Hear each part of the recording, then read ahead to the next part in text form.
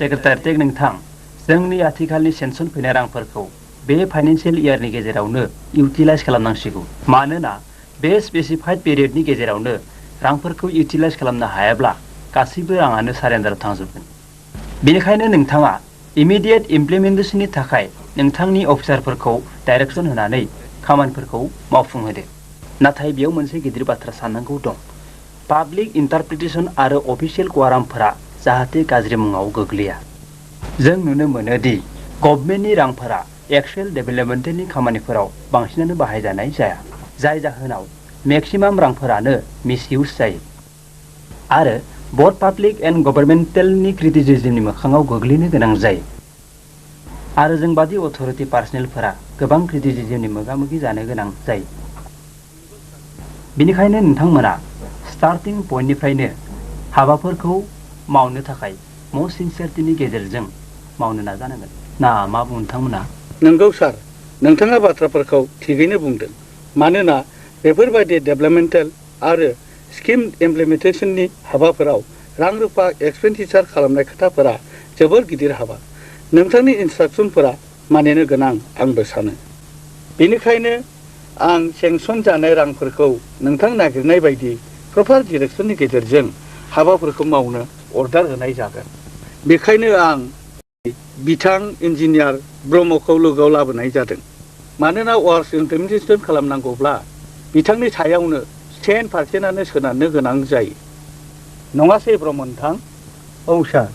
बाथ्राखौ नोंथांमोना थारखौनो सानथारदों नाथाय बेयाव मोनसे खोथा दङ बेनो जाबाय बे हाबाफोराव नोंथांमोनहाबो गोसो मोदोमै हेफाजाब होनो नांगोन मानोना टाइमिं एडमिनिस्ट्रेटिभ एप्रुभेल एन्ड फाइनान्सियेल सेंसनफोरखौ जोबोद गोनांथि होनो नांगोन आरो बिनि अनगायैबो रांफोरखौ टाइमिं रिलिज होनो नांगोन अब्लासो खामानिफोरखौ मोजाङै मावफुंलांनो हागोन होननानै आं सानो बाथ्राफोरखौ नोंथाङा थिगैनो बुंदों मानोना इमिडियेट आरो सिनसियारलि हाबा मावनो थाङोब्ला रां रुफानि टाइमिं एभेलेबिलिटि जानाया गाहाम सार नोंथाङा मा होननानै सानो आंबो नोंथांमोननि बुंनायफोरखौ थार होननानै सानो आरो नोंथांमोननि बाथ्राफोरखौ बिजिरनानै मावनो नाजागोन नोंथांमोना रां रुफानि थाखाय जेबो सिन्था खालामनो गोनां जानाय नङा मानोना आं रिक्वायरमेन्टनि सायाव जिखुनु समावनो रांफोरखौ रिलिज खालामनानै होनाय जागोन खालि नोंथांमोना हाबाफोरखौ माने स्किमफोरखौ इमिडियेट प्रिपेरेसन खालामनानै साबमिट खालामदो जाहाथे आंबो थाबैनो स्किमफोरखौ नायनानै एडभाइस होनो हायो दिनैनि बाथ्राफ्रा एसेयानो जाथोंसै होमबा नेक्स्ट सिटिंआव जों गासैबो खोथाफोरखौ सावरायलायनानै हाबाफोरखौ मावलांसिगोन थेंक इउ माखासे बाथ्राफोरखौ लानानै सावरायलायनो थाखाय जों बेहाय बयबो ज' जादों आं सानो नोंसोरो खोथाखौ मिथिखाबाय होननानै औ नंगौ गासै बाथ्राखौ मिथियाखैब्लाबो नों इसोरा होनाय बाथ्राखौनो आरज लागोनानै सानदों नों साननाया नंगौ मानोना जों बे समावनो जोंनि डेभेलपमेन्टेल हाबाफोरखौ मावनो हायाब्ला फैगौ इलेक्सनाव रायजोफोरखौ जोंनि फारसे बोबोनो हानाया जोबोद गोब्राब जागोन बिनिखायनो बे रानिं फाइनान्सियेल इयारावनो जों पाब्लिकनो हाबाफोरखौ मावनानै दिन्थिनो हाब्लासो जोबोद मोजां जागोन नङासै गोरान मा खोथा गोबा इसारा होखो आंथ' बुजिनानै मोनाखिसै औ आंबो बुजिनानै मोनाखिसै बेनिखायनो बाथ्राखौ मोजाङै फोरमायना होयोब्ला जोबोद गाहाम जागौमोन अस्ताद आच्छा बिदिब्ला आं नोंसोरनो बाथ्राफोरखौ डिटेल्स आरो एलाबरेटनो फोरमायना होनोसै नोंसोरथ' मिथिखायो मोनफ्रोमबो बोसोराव डेभेलपमेन्टेल वार्ड्सनि थाखाय फाइनान्सियेल बाजेट प्रभिजन थायो आरो बिनि अनगायैबो लकेल बाजेट प्रभिजन थायो बेफोर रांफोरखौ सीएम साहाबनिफ्राय दानख'नानै लाबोनाय जाबाय दा जों बे रांजों रायजोफोरनो इसे मावनानै दिन्थिनो नांसिगोन नङाब्ला जों रायजोफोरखौ जोंनि फारसे बोनानै लाबोनो जेब्लाबो हानाय नङा बिनिखायनो नोंसोर इसे खामानिफोरखौ सानै हयै मावदो अब्लासो जों फैगौ इलेक्सनाव देरहानो हागोन जोंनि हाथियारा इसे खम जाना दं बेनिखायनो सेंसन खालामना लाबोनाय रांखौ आथा बेसाद लाबोनायाव बाहायनो हागोन नामा उस्ताद गुड आइडिया नों थिगखौनो सानदों गोरान बिदिब्ला जों गाबोननो फरेननिफ्राय गोदान हाथियार लाबोनांसिगौ आरो बे लाबोनाय खामानिया नार्सेफनि आखायाव थाबाय मिथिबाय यस बस नोंथांमोना बयबो मिथिखाबाय जानांगौ जोंनि काउन्सिल इलेक्सना फैगौ दाननि 10 अक्ट'खालि जागोन बेनिखायनो जोंनि साफ्रोमबो सोद्रोमाफोरनि गुवारै सावरायलायनायनि गेजेरजों माखासे बिथांखिफोरखौ आजावना लानाय जाथोंसै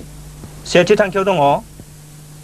दिनै बे आफादनि गेजेरजों गोथौ आरो गुवारै सावरायलायनायनि उनाव मानगोनां मुस्रि बिनय ब्रह्मखौनो फैगौ दाननि 10 अक्ट' जानो गोनां काउन्सिल इलेक्सनाव खरखान्थि समष्टियाव मुस्रि खोमथागोरा नार्जारिखौ महामायायाव मुस्रि दानसोरां गयारिखौ फुलनियाव आरो मुस्रि रामोनदा दैमारिखौ लांहिन समष्टियाव दैथायहरनाय जाथोंसै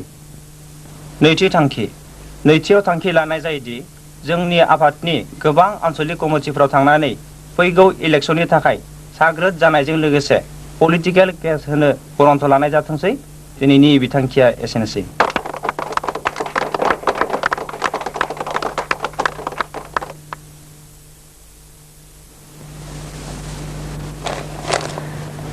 दा दं आफादगिरिनि फंनैसो मानगोनां जोंनि बे आफादनि गोख्रों सोद्रोमा लोगोफोर जोंनाव दा मोनसे गिदिर दावहा सोलिगासिनो दङ आरो बे दावहायाव उथ्रिनो हाब्लासो जोंनि मोन्थाइफोरखौ एसे थाबैनो सुफुंनो हागोन होननानै सानजायो मानोना बे डेम'क्रेटिक कान्ट्रियाव एमडिसिनि अनगायैबो बिधान सभा आरो पार्लियामेन्टनि गोहोआसो देरसिन बेनिखायनो जोंनि बे आफादाबो फारनैबो साइडनिफ्राय खाबु मोननायनि थाखाय गबखौ नारसिननायनि पलिसि लानाय जादों जिखि जादोला जोबथारनायाव आं जोंनि गोख्रों सोद्रोमाजों लोगोसे मावफुं हान्जानि नाजानायाव जोंनि साननाया जाफुंथारगोननि रोखा मिजिंथिनानै आंनि सुंद' बिबुंथिखौ एसेयावनो फोजोबनाय जाबाय लोगोसे आफादखौबो थुंगे होनाय जाबाय गोजोन्थों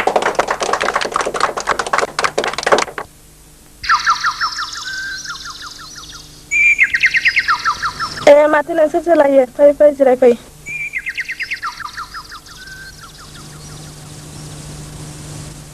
माबाफोर आर्जेन्ट जादों नामा जोंनि अर्गानाइजेसननि हाबाफारिखौ मावफुंनायफोरा बेसेबां प्रग्रेस जाखो नोंथाङा माबाफोर मिथिनो मोनदों नामा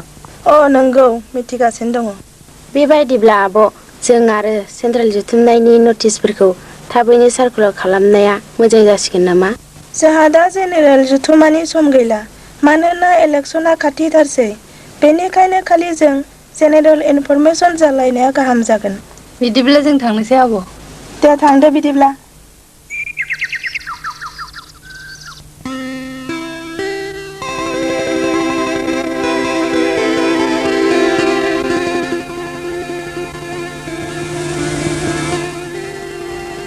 आब' थबसि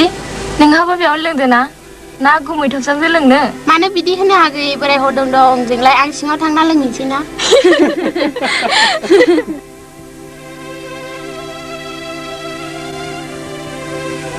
नों साख्रि मावनांगोन रोमै समाजनि हाबा मावनानै जेबो मुलाम्फा गैया नुवाखै नोम्फाखौ PWF नि प्रेसिडेन्ट दिनैबो मिथिं गाबोनबो मिथिं न'आवनो थाथेरनो मोनला आयै जेसेबां एसे नागिरगोन जानांगौ एसेबां गोजोन मोनगोन आं जार्नालिज्मखौ फोजोबथारगोन आयै सैथोखौ खोबथेनानै असैथोनि आलन लानानै सुबुंनि गोजोननायखौ बेंगुरा खालामनाय सुबुंफोरनि बागै जेहाद दैखांगोन बोखारनानै होगोन बिसोरनि गोसोम जिजों मोखां खोबथेनायखौ सुबुं फोथाराव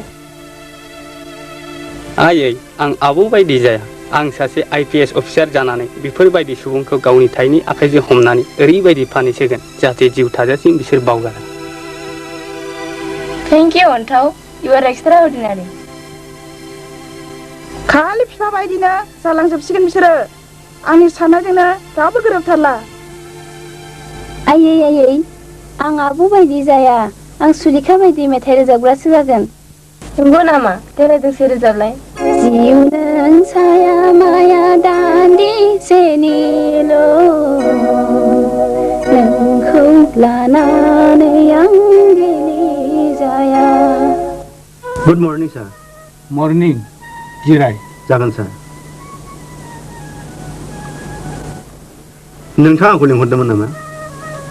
नंगौ मिस्टार ब्रह्म, आर्जेन्ट डिसकासननि थाखाय आं नोंथांखौ लिंहरनाय जादों। बेनो जाबाय बे नोंथाङा गासिनो प्रिपारेसन खालामनाय स्किमफोरखौ जों दानो फाइनालाइज खालामनानै अथ'रिटिनो साबमिट खालामनो नांगौ। जागोन सार, आंनि बादिब्लाथ' बे गासिबो साबमिट खालामनाय स्किमफोरखौ इमप्लिमेन्टेसन खालामब्लासो मोजां जागोन। मानोना बेफोर स्किमफोरखौ लकेल पलिटिकेल पार्टि मेम्बारनिफ्राय एडभाइस लानासो प्रिपारेसन खालामनाय जादों। आरो नोंथाङाबोथ' बाथ्राफोरखौ मोजाङै मिथिखायो। लकेल लिडारफोरनि एडभाइसनि अनगायै जों अफिसारफ्रा जेबो खामानि आखाइ होनो हाया। बेनिखायनो बेफोर स्किमफोरखौ बिथांमोननि एडभाइसनि थ्रुयैसो प्रिपेयार खालामनानै साबमिट होनाय जादों। दा बेफोरखौ एप्रुभ खालामनाय खालामै नोंथांमोननि सायावसो। नाथाय आं नोंथांमोननि एडभाइस बादि कमप्लिट स्किमफोरखौ साबमिट होनाय जादों। आरो आं सानोदि बेफोर स्किमफोरखौ नायनानै एप्रुभ आरो सेंसननि थाखाय नोंथाङा फरवार्ड खालामना हरोब्ला जोबोद गाहाम जागौमोन। मानोना जोंनि दाखालिनि डिसकासन बायदि इमिडियेट एक्सन लायोब्ला जोंनि बे रानिं फाइनान्सियेल इयारनि गेजेरावनो खामानिफोरखौ कमप्लिट खालामनो हागोन होननानै आं सानो। बारा गोबाव जायोब्ला खामानिफोरखौ मावफुंनो गोब्राब जाहैनो हागौ। बाथ्राफोरखौ नोंथाङा थिगैनो बुंदों। आंबो खोथाफोरखौ साननानै नायबायदि कनस्ट्राक्सनेल हाबाफोरखौ मावनो थाङोब्ला समनि गोनां। बेनिखायनो नोंथां बे साबमिट खालामनाय स्किमफोरखौ जुदि नोंथाङा थार होननानै सानोब्ला आं एप्रुभनि थाखाय दिनैनो दैथायहरनोसै। बेनि अनगायैबो आंहा मोनसे नोंथांनिसिम रिकुवेस्ट दं। बेनो जाबाय एक्सट्रा एडिशनेल स्किमनि थाखाय नोंथाङा माखासे रां लाखियोब्ला आंनि थाखाय जोबोद मोजां जागोन। मानोना माखासे मानसिफ्रा आंनिफ्राय माबा मोनसे डेभेलपमेन्टेलनि मदद मोनगोन होननानै दं। बिसोर आंखौनो अथ'रिटि होननानै साननानै लायो। बेनिखायनो नोंथाङा अथ'रिटिखौ बुंनानै आंनि बे स्किमखौ एप्रुभ खालामनानै होनो हायोब्ला जोबोद मोजां जागोन। आरो लोगोसे गामिनि गोलैसोनानै थानाय रायजोफोरखौ मदद होनाय जागोन। जागोन सार, आं नोंथांनि रिकुवेस्टखौ लाखिनो नाजागोन आरो जाखागोन होननानै नोंथाङा सानखा। मानोना बिथां CM साहाबाबो नोंथां साननाय बायदि गामिनि गोलैसोनानै थानाय मानसिफोरनि हाबाखौ मावनो मदद होखागोन। थेंक इउ ब्रह्म नोंथां। जों सासेया सासेखौ नायलायाब्ला जोंनि अफिसनि गुना बबाव थानो। थुलुंगि, आनजादाथ' जोब्बायहाय, माथो खालामनो सानखो? नोंनोथ' मिथिखागौ रोमै, आदाया हारसिङै बेसे लेबार खालामनानै आंखौ फोरोंदों।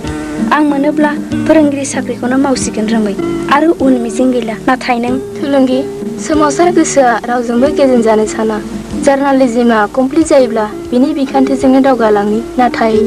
न'आव आइया आंखौ फोरोंगिरि जाजानो लुबैदोंमोन। आइनि लुबैनायखौ नंगौ रोमै, गावनि लुबैनायखौ आबुं खालामनायनि गावहाल' बांसिन मोन्थाय दं, आंबो सानो। हनै फाग्ला नायहर, दाउब'आ बिरनो नागारै माबायदि स्राय स्राय थाबायलांदों। मोबिलिंगिसो समखिनो नाङा। दानो खारलाङोब्ला मेगनालाय बबावथो गोजोन मोननो। हायना जानांगौलै मुङा बेनिया। जायगा मोनाखै? बबेनि मोख्रा बांदा? थिगखौनो हमदांदों फांदाङा। रास्केल बबेनिबा? नोंनि गोरबोखौ खावनो गोरबो फोथारनिफ्राय। लाजिगोन सोर बिब्दि खालामनो?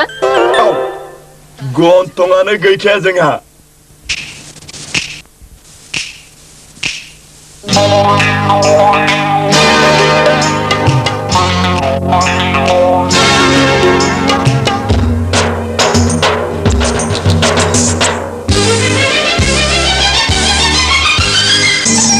अन्नाय होबाय,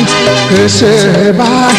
मोजां मोनबाय आं नोंखौनो। थांखि नङा मोदैजों गेलेनायनि, थांखि नङा मोदैजों गेलेनायनि। नोंखौ मोजां मोननाया नोंनो अननाय होनाया, नोंखौ मोजां मोननाया नोंनो गोसो होनाया। अन्नाय होबाय, गोसो होबाय, मोजां मोनबाय आं नोंखौनो।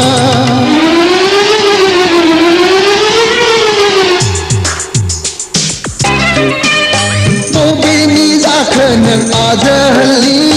मुं गैया दं गैया नारे नुवाखै नों बायदि समायना आं बे जोनोमा अननाय होबाय गोसो होबाय मोजां मोनबाय आं नोंखौनो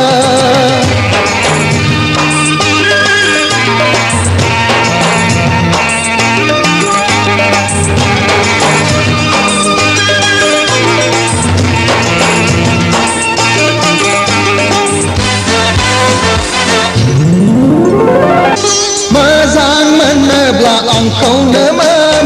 गोसो होनोब्ला आंनो मोजां मोनोब्ला आंखौनो मोन गोसो होनोब्ला आंनो आं बायदि समायना गैया मुलुगाव फै सना कुटुमनि जारौ खावलाया अननाय होबाय गोसो होबाय मोजां मोनबाय आं नोंखौनो थांखि नङा मोदैजों गेलेनायनि थांखि नङा मोदैजों गेलेनायनि आरे आरे आरे नोंखौ मोजां मोननाया नोंनो गोसो होनाया नोंखौ मोजां मोननाया नोंनो गोसो होनाया अननाय होबाय गोसो होबाय मोजां मोनबाय आं नोंखौनो अननाय होबाय गोसो होबाय मोजां मोनबाय आं नोंखौनो नोंखौनो नोंखौनो नोंखौनो नोंखौनो नोंखौनो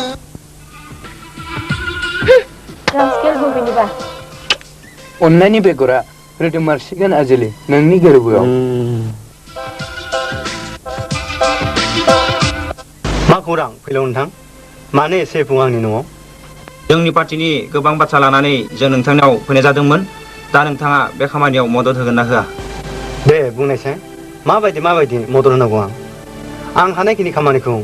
मदद होनो हायोब्लाथ' आं गावनो जोबोद मोजां मोनगौमोन मानोना पार्टिनि एबा रायजोनि हाबाफोरखौ जों बयजों ज' गोरोबलायना मावब्लासो मोजां जायो आरो जोंनि ट्राइबेल मानसिफ्रा जोबोद बेकवार्ड आरो सिम्पोल बेनिखायनो जोंनि ट्राइबेल ग्रुपनि मानसिफ्रा जोंनि रायजोखौ फोसाबनो हायोब्ला जोंबो हाबा मावनायफोराव मदद मोनफागौमोन नङा होमबा नंगौ सार नोंथाङा थार बाथ्राखौनो बुंथारदों आरो नोंथांनि बे बेसेन भरा खोथाफोरा जोंनि गोसोखौ थोजासे सुदेम होबाय नोंथां बायदि गोबां अफिसार थायोमोनब्ला जोंनि बे गोलैसोनानै थानाय रायजोफोरा एसेब्लाबो सहाय मोनगौमोन आरो दावगानो हायै मानसिफोरा एसेब्लाबो गोजौआव गाखोहैनो खाबु मोनगौमोन नंगौ नबिन बिथाङा बाथ्रा बुंनायफोराबो थार मानोना जोंनि इन्जिनियार सारा फिसा फिसौ ठिकादारफोरखौ खाबु होनायफोरखौ जों नुबोगासिनो दं आरो खोनाबोगासिनो दं बेनिखायनो जों जोंनि पार्टिनिफ्राय बिथांनिसिम रोजा साबायखर होबाय सार जों दा गोनां बाथ्राफोरखौनो बुंजासै नामा दे बुंदो दे मा बाथ्रामोन बाथ्राया जाबाय जोंनो दाखालि सिएम साबा होलांनाय माखासे खामानिफोरखौ मावफुंनो जोंनो एसे रां नांगौ जादोंमोन नोंथाङा जोंनो एसे रां हरनानै जोंखौ मदद खालामबा जोबोद गाहाम जागौमोन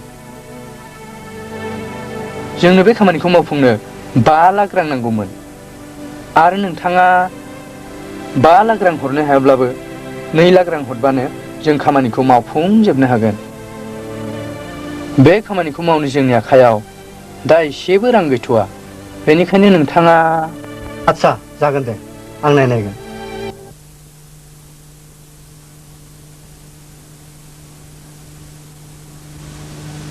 सार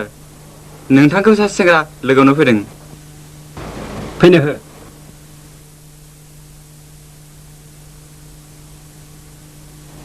गुड मर्निं सार जागोन सार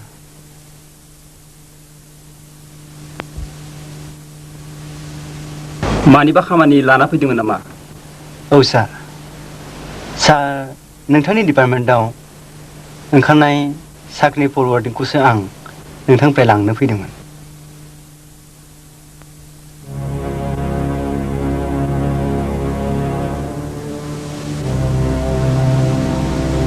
Rajen Basumatary first class MA इन पलिटिकल साइन्स बसुमतारी नोंथांनो आं दा फरायनायखौ हरथ'नो हानाय नङा मानोना दा खालि पस्टआबो गैथ'वा नाथाय सार बेनि लास्ट डेटआथ' दाबो जोबाखै बे बोरै जानो हाखो बेयो जानो हायो गासिबो मोनथायानो जेब्ला गावनि नैबेयाव थायो आरो बुंनो थाङोब्ला नोंथ' गुबुन जायगानिफ्रायसो फैनाय सार बेयावथ' हारि एबा जायगानि खुनु खोथायानो फैनाङामोन नों बाथ्राखौ आदारवाइस लानो नाङा दानि इन्डियान डेम'क्रेसिनि सायाव थियरिकेलसो आइडिया नोंहा थानो हागौ नाथाय प्रेक्टिकेलाव बिनि उल्था बाहायनायासो दानि इन्डियान डेम'क्रेसिनि धोरोम मिथिबाय बेनिखायनो नों बाथ्राखौ फेराबालासिनो बेनिफ्राय लासैनो ओंखारलांनो हासिगौ आंहा सम गैया जासिगोन दे सार बिदिब्ला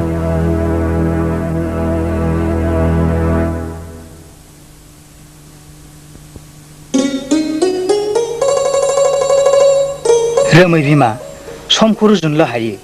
मैयानि हा गावस्रानि दुब्लियाव दिनै दैबानाबो जानो हागौ सिखिरिफ्रा बिदैनिफ्राय एम्फौ एनलाफ्रा फिथोब थोबदों बिनिफ्राय आबुं सिखिरि जानानै मिथिंगायारि आथोनजों फोलेर बांहोनानै गोदान जिउ बांहोनाय आरो आबुं सिखिरिफ्रा जिउनि बबेबा खोन्दोखौ फोजावदों बिसम्बिया अराय गोसोखांनायनिल' अन्थाव आरो जिउमानि आनजादा जोबब्ला दार्जिलिंनिफ्राय सिक्किमाव आरो थिम्फुआव थांगोन ना जिउमा बिफा औ रोमैया देरबाय बेहा गावनो साननो हनो हानाय बैसो जाबाय बेखौ सानसे हरनांखागोन आंथ' साख्रिसो मावजानो लुबैदोंमोन न'खौ नायनो जाय सैथोनि सिबियारि बियो रावखौबो गियावम्बासि बियो गावनिखौल' नङा गमायनो रोमैया सैथोनि सिबियारि बिदि सुबुं मोननो जोबोरैनो आंखाल एफा बाख्नायनाङा एफा खौरां लाब्लानो जाबायना लिडार मानसि रोमैनाव सोंग्रोनांगोन बेनाव सोंग्रोनाया गाहाम जागोन मानोना बिनि साननाय हनाया एसे जुदाबो जानो हागौ आया बेयाव जिरायथ'लाय आयायौ फाग्लिया मा खालायनाय जाखो दिनै आया आरो आफा र' मिनि आफाया एसे इथिं जालाय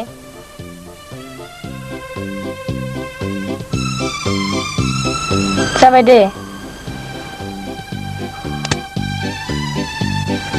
थेंक इउ रोमै नों जोंखौबो पेपाराव साफायनोसै नामा नङा आफा RLDनि सुप्रेम'आ रायजोनि मेगनाव फैसिगोन आयं खायफिया खायफि नङा जाम्बि कफिसो थां सबायखौनो एख्रेमबाय थां जागोन दे आयं आं नोंनाव मोनसे खोथा सोंनो नागिरदोंमोन रोमै मा खोथा आफा समखौ कनस्टेन्ट होनोब्लाबो सोलायबाय थानाय सोरगिदिं नुथाया नंगुबै जोबोद सोलायनायखौनो गनायथि होयो बेखौ जों लुबैयाब्लाबो मोगा मोगि जाहैयो मोगथांजों आफा थोंजोङै बुंदो ना रोमै जों बिमा बिफा नोंनि इयुननि सोमोन्दै सावरायगासिनो दङ बोथोर मोनसेया नैथि खेबनि थाखाय गिदिंबोफिना फिसा औ रोमै जोंनि मेगनावनो आंहा जेबो हेंथा गैया आइ आरो आफा आंहा दि मोगथाङाव मोनसे जोबोद गिदिर आनजाद दंबायो बे जेंनाखौ सौसिनो हागोन ना हाया जेंनाया जोबनो रोङै मोनसे दाहारखा आइ रावबो मिथिहाया गाबोन जे मा जागोन जिउआनो जेंनाजों आबुं जाखानाय मोनफ्रोमबो बुब्लियाव नुनो मोनगोन जोबनो गैयै जेंना थांना थाजासिम आफा आइ आं नोंनि लुबैनायाव नोंनि हाबिलासाव जेबो हेंथा होआ मानोना आं नोंखौ जोनोमनिफ्राय बे 22 बोसोरानो मोनबोबाय आरो आं बेखौ मिथिगौ नों स्रा स्रा बुंग्राखा औ रोमै नों बुंना जों नोंनि लुबैनायाव जेबो हेंथा गैया आफा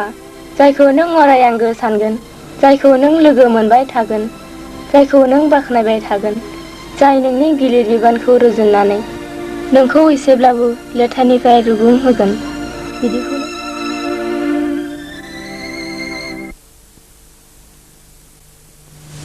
सार इन्जिनियार साहाबा सफैबाय सिङाव हाबनो होनो नामा अ फैनो हो जागोन सार गुड इभिनिं सार आं नोंथांनि इनफरमेसन बादै फैनाय जाबाय Thank you. Please be seated. Thank you, sir. जोंनि दाखालि डिसकासन खालामनाय बादि दा बे फाइनान्सियेल इयारनि स्किमफोरखौ थाबैनो मावफुंनांसिगौ मानोना समा बुथारबाय नंगौ सार बेनिखायनो आं नोंथांनि एडभाइस बादि गासिबो स्किमफोरखौ प्रिपेयार खालामनानै होनाय जाबाय जानांगौ बे फाइलआ नोंथांसिम सौहैबाय अफ कोर्स आं नोंथांनि फाइलखौ मोनबाय आं बुंनाय बादि गासैबो मेम्बारफोरनिफ्राय एडभाइस लानानै नोंथाङा स्किमफोरखौ रेडि खालामनानै हरदोंमोन नामा येस सार नोंथांनि इन्सट्राक्सन बायदि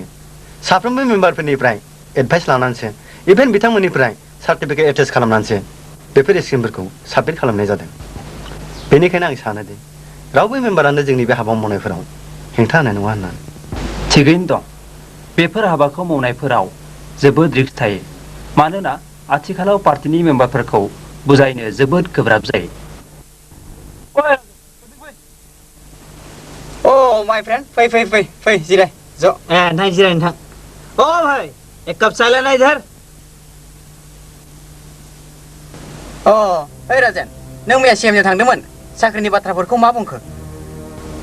मा बुंब्रा प्रदीप मालाय जोंनो होआनो गावसोरनि बेरेखा मावग्राखाय मा बेरेखा हाबा सम बोथोर थाखानाय मोनथायखौ होनायाव बिसोरो मा खालामदों This is not a rule of constitution. This is a black policy of politicians. मा खालामनो बे खुलि जुगावलाय Each and everyone thinks only for themselves. Of course. गावहानो गाव दिनै जुदि जोंहा आथिंगानो भिसायानो गैयाब्ला मालायजों होखारजाखागोनखा That's sure. So we have nothing to mind about it. You are absolutely right, Dilip. They have completely become devils for the society. आरो जों बिसोरखौ दानो दुफा होनलायाब्ला there will be dark future for the future generation. जों कि बिसोरजों नांनो हायो What do we have? Neither financial nor political power. We have human rights and we have to know how we have to use it. जानो दोले हांगामा जों बादि मुथासेल' मानसियालाय माथो खालामनो हानो बिसोरखौलाय We each and everybody should try to be a stick of fire. Then only we will be able to achieve our independence. Yeah, you are certainly right, Hangama. मिजिं नै दाखालिनि mobile गैया Wow, exactly. Hi. अननायनि बेगरा दासिमबो रोजों मोनाखै रिंसार जोनोमनि अननायखौ आं बेनो होनानै सिगारो वाह रिंसार नोंनि पुलिसनि भाइभा भकनि थाखाय माबायदि प्रेक्टिस खालामगासिनो दं मिजिं आथिखालाव इन्टारभिउ एन्ड भाइभा भकफोरा मोनफा मोनफा नर्मसो जायहा मानि एन्ड चेनेल थैजासे थायो आरो मिनिस्टार सिएमनि मानसि बेफोरसो साख्रिनि थाखाय सुइटेबल आচ্ছা मिजिं नों आरो माबा मोनसे सानबावदों नामा नोंनोसो बुंखाबाय आथिखालनि सर्टेजफोरखौ समखौ नायनोसै माबे लामाजों थांनाया गाहाम माथो गोरान मोनसेलाय बिसोरथ' बिदि गिदिंखाग्रायानो जेबो खामानियानो गैया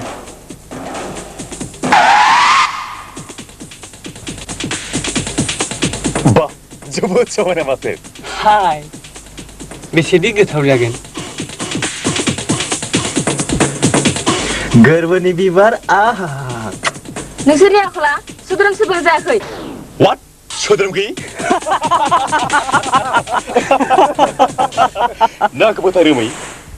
नोंसोर बायदिखौ मोसानि सिगाङाव मैया जेसेबांखिनि समायना जायाथों मानो खालास खालामनांगौ सरि हजम खालायनांगौ बिब्दि शिकारखौ रिपर्टार रोमै सोद्रोम आइजो गाबोन फुंनि निउज पेपारनि हेडलाइनाव नुनो मोनगोन नोंनि लाजिनाय खोबथेखौ हायै सावगारिखौ नों सासे बेसा प्रस्टिटिउसनाव मुजिखौ हाबग्रा You done it, पुलिसनो हगार आंखौ सोर दं हगार मिजिं बिसोरनि बाहायजों दं नंगौथ' थ'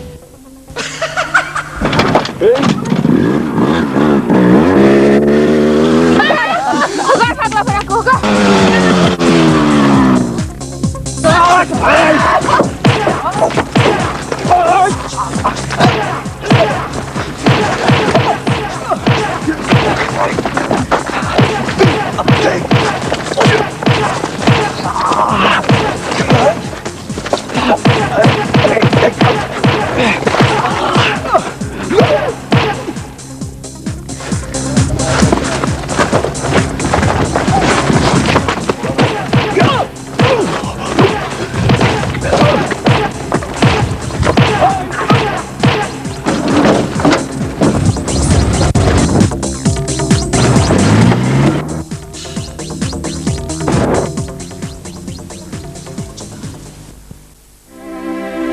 जेबो दुखुथ' मोनाखै?